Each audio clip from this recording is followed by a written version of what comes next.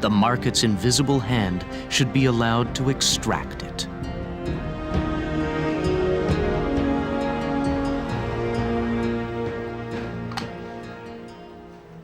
Myriad Genetics a breveté un test de prédisposition au cancer du sein et de l'ovaire qui est basé sur l'analyse de la séquence du gène BRCA1, donc qui est l'un des gènes de prédisposition au cancer du sein. Donc Myriad a en quelque sorte breveté la séquence de référence, l'étalon, la séquence normale. Et toute personne qui utilise cette séquence de référence avec n'importe quel outil moléculaire enfreint les droits de propriété industrielle de Myriad.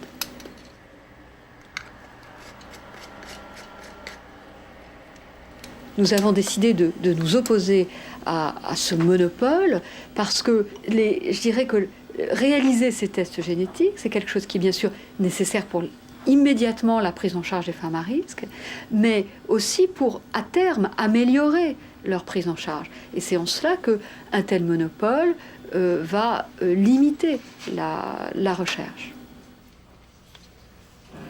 Ah oui, où elle est la lumière? Non, ils sont montés. Ma grand-mère est décédée d'un cancer des ovaires suite à un cancer du sein. Ma mère est décédée d'un cancer du sein il y a maintenant 25 ans. Et ma sœur est décédée d'un cancer du sein il y a 4 ans. Donc cette année, quand j'ai déclaré mon cancer, je n'ai pas été extrêmement surprise. J'ai appris que c'était un cancer d'origine génétique en faisant le test donc, proposé par le service d'oncologie génétique du docteur Stoppa-Lyonnais. Ça a énormément changé la perception de la maladie parce que, étant donné que dans la famille il y a 3 générations de touchés, on se trouvait quand même à porter ce poids sans avoir d'explication.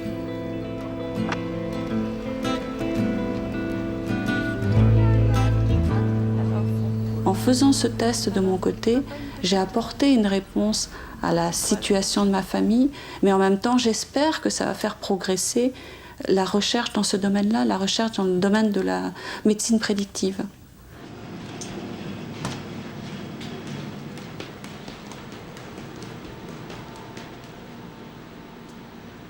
Once you have the other blood sample? I was part of a cancer genetics network, which is a grant-funded operation for 8 cancer centers in the United States. It's funded by National Cancer Institute. And my involvement in that project was to set up a core lab so that we can offer genetic testing for all the cancer susceptibility genes for all the research projects that will go through this cancer genetics network. And that definitely included BRCA1 and 2 testing also. But a year later, we got a letter from the company Myriad Genetics, which has the patent on BRCA1 gene. They sent us this letter and saying that, we are infringing on their patent. So we stopped. If you can come up with a method which is as good as sequencing but less expensive, there needs to be research that goes to develop such techniques. But at the moment, even if you come up with such a technique, you cannot use it because you'll be stopped because of the patent. Je pense qu'il va y avoir un autre débat important qui va concerner là l'utilisation de la séquence pour la prévention et le traitement. Si une autre compagnie, une autre société met au point un médicament permettant la prévention des cancers du sein, et spécifiquement des cancers du sein liés à une altération d'un gène BRCA1, eh bien cette invention sera dépendante du brevet Myriad. Ce brevet pose véritablement toute la question de la brevetabilité des gènes et de leur application future, puisque là on est dans le futur.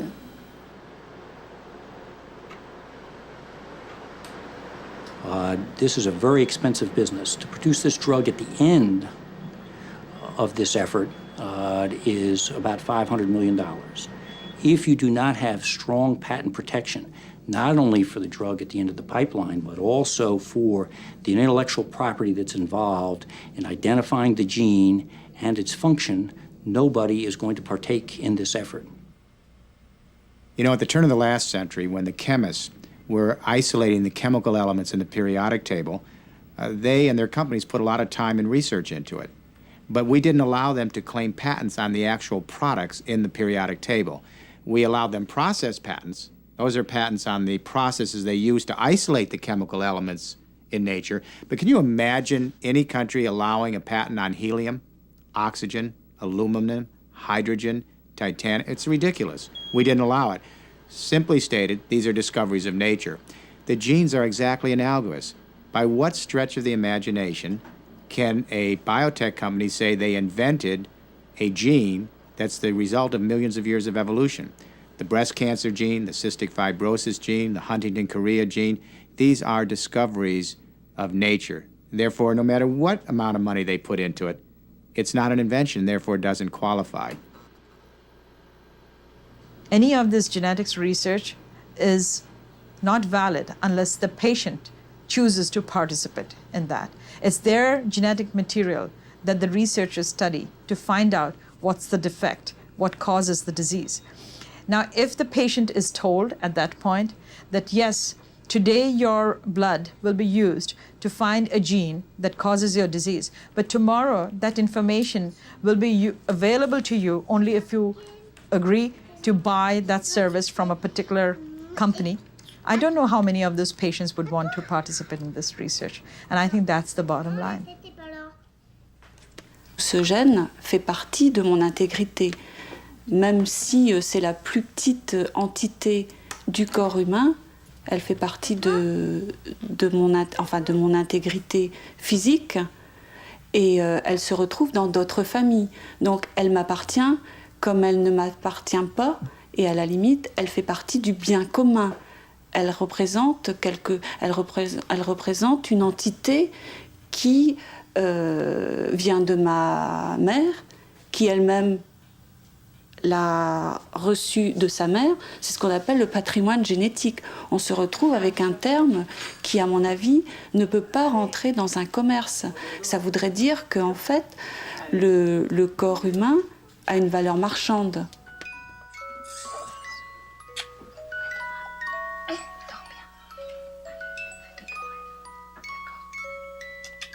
Now imagine our children, if they grow up in a world where they think of human beings at the conceptual stages as invention, when they think of the genes, the proteins, the cells, the organs, the tissues, and even whole species as inventions.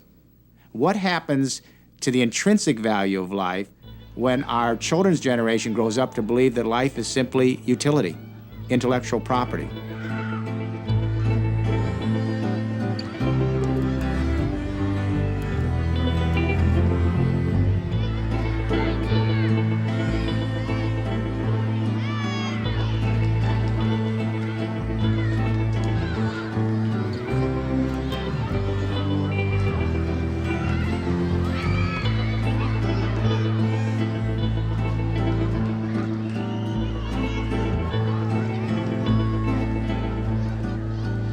Le principe des brevets, initialement, avait pour but l'intérêt général, à la fois celui des investisseurs qui investissaient, mais aussi celui des chercheurs et celui des patients, permettant une meilleure prise en charge.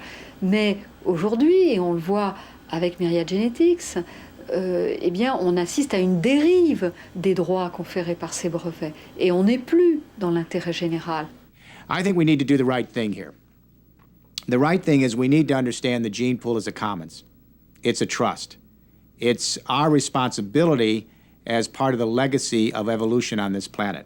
We ought to treat it with that kind of respect. We should craft a great treaty to establish the gene pool, micro, plant, animal, and human, as a shared responsibility in which all the governments of the world become the signatories to this idea of the gene pool as a commons. If this patent policy is not challenged, in less than 10, 15 years, giant life science companies will actually own the genetic blueprints of the human species. And they will increasingly own the genetic blueprints of all of the other species that make up millions of years of evolution. That gives them tremendous power to dictate the terms upon which the rest of us enter the age of biology, the biotech century.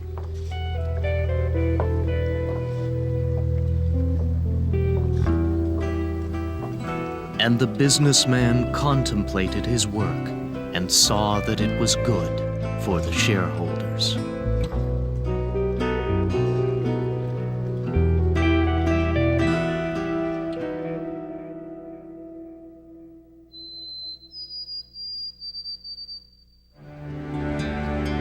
For some time, the businessman had set his sights on the public services. He had patiently put into place the shortages necessary to achieve his goal. The moment had come. From now on, disease would become a business opportunity and suffering a source of profit.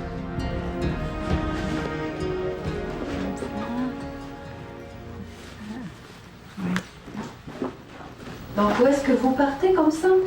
Je pars à l'hôpital Sainte-Mérisse, c'est pas très loin d'ici, où on va m'opérer pour une hanche.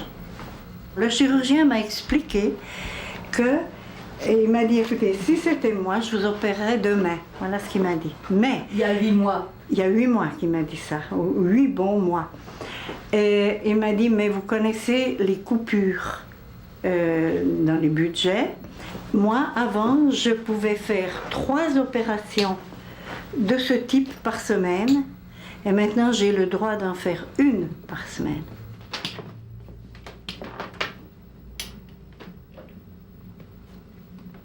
Mais il faut savoir ce que c'est la douleur de l'arthrose.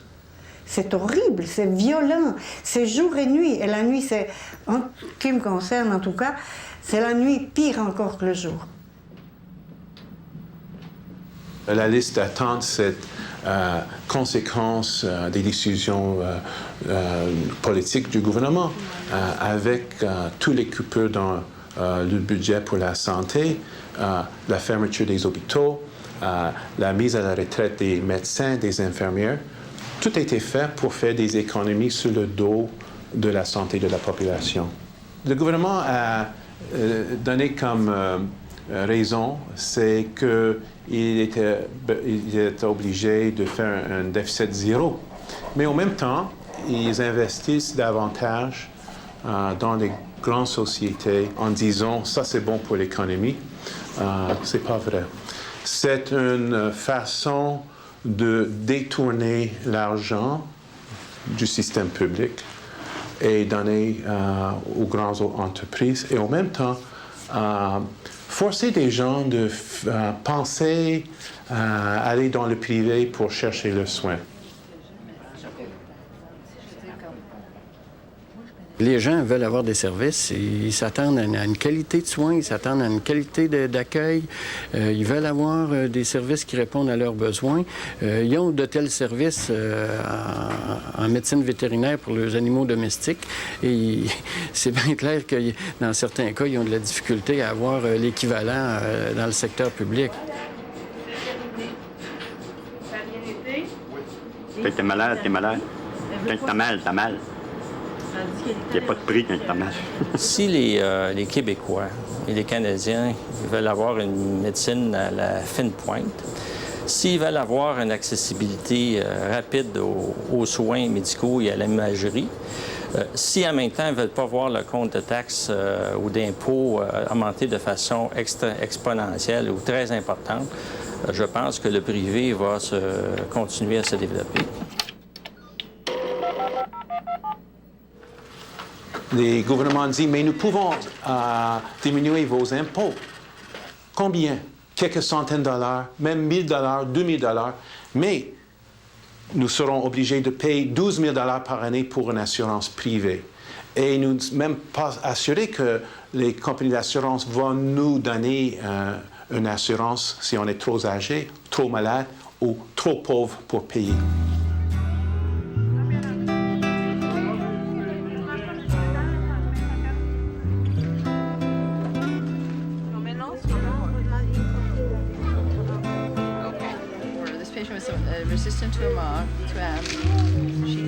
This is an inner city public Montessori elementary school, And once a week, the school gives us space and we run a free clinic. In a country that is so rich, still there's so many people, there's over 40 million people here without insurance who don't have access to health care. At the same time that you have this brilliant technological advances, you have one of the highest infant mortalities in the developed world. And that's because we have a small group who can get brilliant advances and many people who have access to nothing. He's got a pretty bad infection. He needs to go to PD. Yeah. No doubt about it. Yeah, that's so, what I thought. Let's call a taxi. Okay. We don't even need to go there. Okay. This shoe is amazing. Look at this thing. I mean, that's how, they were taking care of it. And it's not any fault of theirs. It's just, sometimes you don't have access to the better medical care. So we are trying to make a difference one person at a time. Even though we need to make a difference in the whole country, sometimes those changes take very long to occur. There are powerful forces that are preventing them, that are going to take care of their own vested interests, like the insurance companies, like the pharmaceutical companies.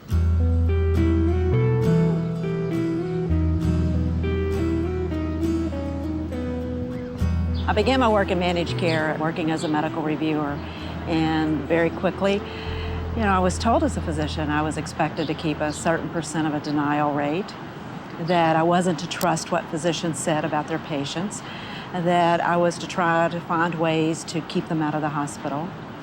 And there was a dramatic moment where a request came across my desk that involved a patient that required a heart transplant in a hospital outside of our network, which would have been very expensive. We would have had to pay full charges.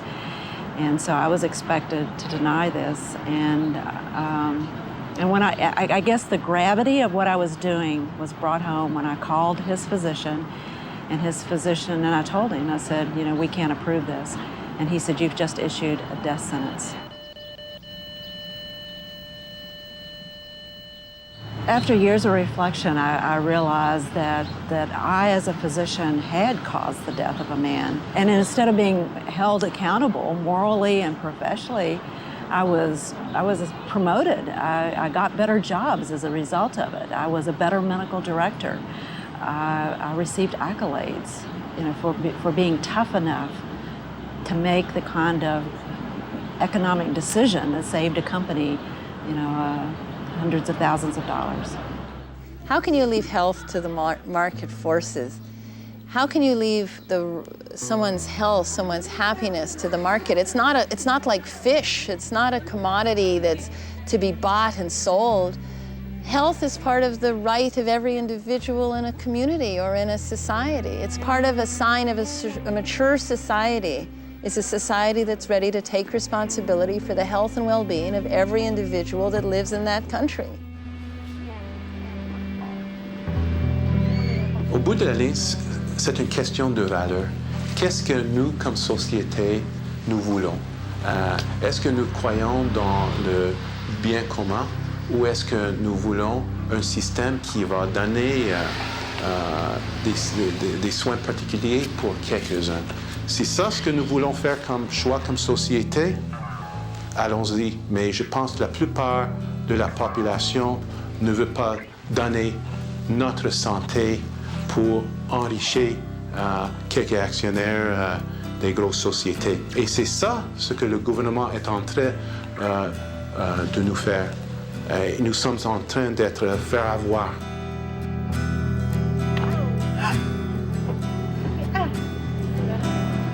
C'est bon. Aïe.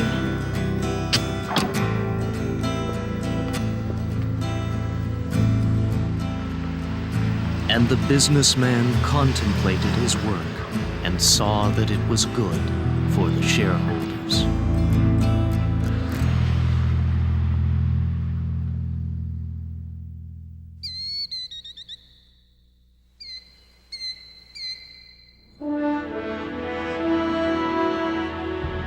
The businessman had long been wary of the state, the political institution that citizens had established to assure the common good. So he put considerable effort into making the state work in his interest. But that day, the businessman learned that the game was far from won. Há 5 anos, as indústrias brasileiras, principalmente oficiais, começaram a copiar e a produzir os medicamentos antirretrovirais que, sob a nossa lei, não estavam protegidos por patente. Estamos produzindo e estamos fornecendo com preços que são quase 80% menores do que os medicamentos de marca. Os próximos medicamentos que nós precisamos estão protegidos por patente, segundo a lei nacional. Então, nós estamos negociando com os laboratórios produtores para ver se chegamos a algum acordo.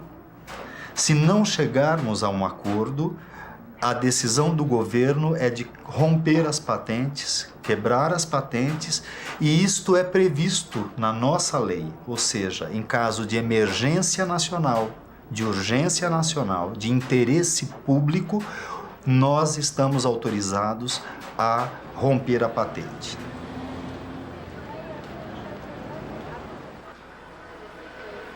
Oi, tudo bom? Quando eu descobri que tinha o vírus HIV, em 1990, não era fornecida a medicação pelo Estado. Saía em torno de $1.200 por mês, $1.200 a $1.500 por mês para comprar a medicação, né? O meu salário era mais ou menos isso, $1.500, um pouco menos, dependendo da cotação do dólar no dia, mas em torno de $1.500.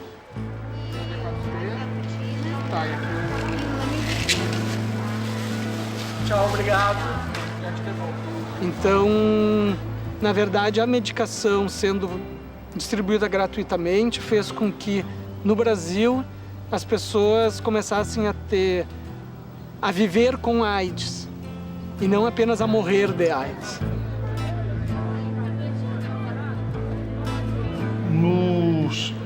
Nous avons une baisse de mortalité, environ 50%, depuis 1996, quand on a commencé ce programme. Nous avons des médicaments comme ça que nous achetons des compagnies multinationales. Il veut dire qu'ils suivent gagnant d'argent avec nous. Et nous avons ces médicaments-là qui sont produits ici au Brésil, sont génériques, produits ici au Brésil. Pour les patients, l'idée n'avait pas de coût.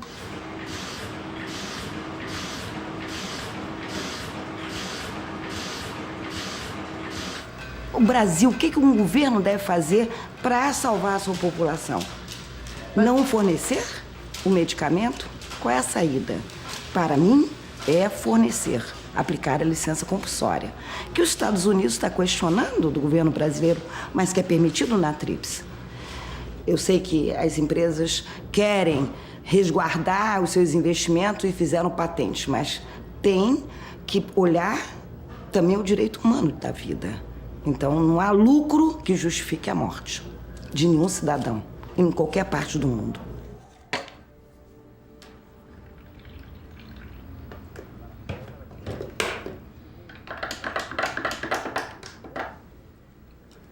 Na verdade, as leis de comércio internacional ou de patentes não estão aí para proteger a vida de ninguém. Elas estão aí apenas para proteger o capital das empresas multinacionais. Então, a gente tenta, de alguma forma, quebrar a lógica capitalista, porque a gente sabe que a lógica capitalista não pressupõe o bem-estar da população no sentido mais amplo.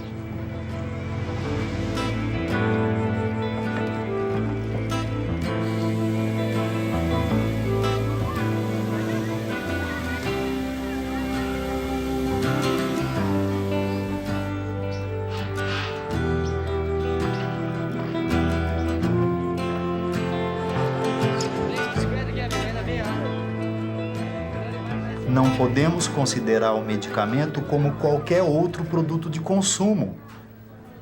A nossa discussão é que os custos e principalmente o lucro das empresas produtoras é exagerado. É isso. É incompatível com o valor do próprio produto, mesmo considerando ganâncias, mesmo considerando investimentos futuros. Está fora da realidade. É essa a questão.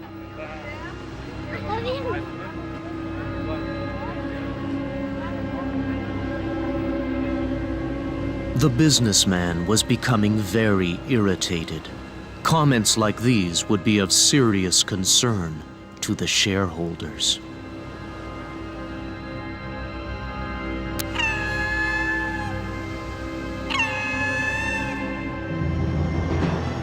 The time for rest had not yet come.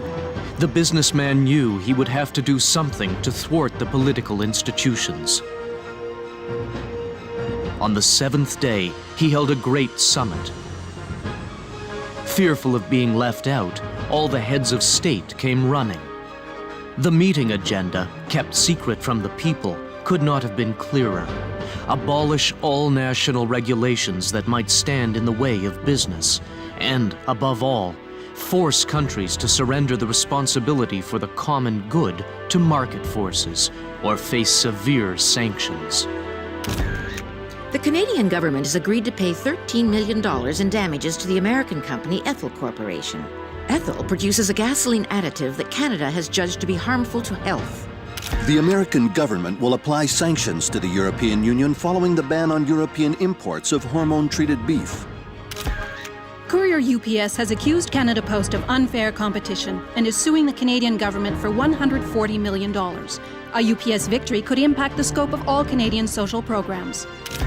The NAFTA Tribunal has ordered the Mexican government to pay $16.5 million to Metalclad, an American company specializing in the burial of toxic waste. What's happening with these trade agreements, and particularly this Chapter 11 of NAFTA, where corporations can, for the first time, sue governments of another country, what's happening is that it's created a constitutional body of law that overrides domestic law, including environmental, health, and safety laws. So governments are basically relinquishing their sovereignty and their right to establish regulations and standards to provide social programs for their people to transnational corporations and international trade agreements. And basically they can say, well, poor us, it wasn't our fault. Of course we got elected promising to keep public health care, but alas, we had to lose it through these trade agreements.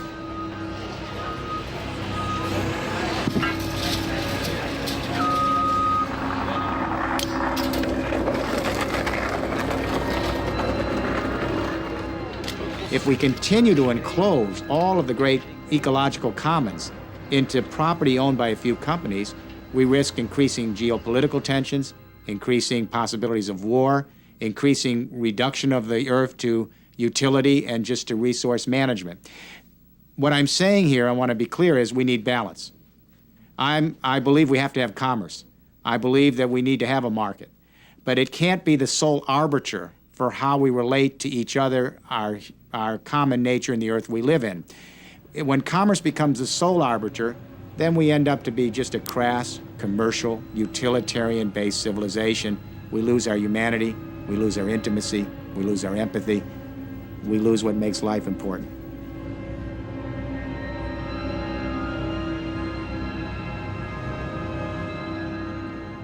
If good is not common, if there's no common good, and there's only private good, that private good is hurting someone somewhere on this planet, some species somewhere. When humanity works and does agriculture as if it's the only community that has to be fed, and works against the common good of other species, we get non-sustainable agriculture. We eventually undermine our own food security. Common good is the result of give and take. It's a result of reciprocity. It's a result of mutuality. Forgetting the common good is a result of grabbing, piracy, and theft. And of course, some people prosper, but they prosper at the cost of others, and they prosper at the cost of the planet. That kind of prosperity is not prosperity. I believe that if we do not maintain the concept of a commons, that our collective interests are served through institutions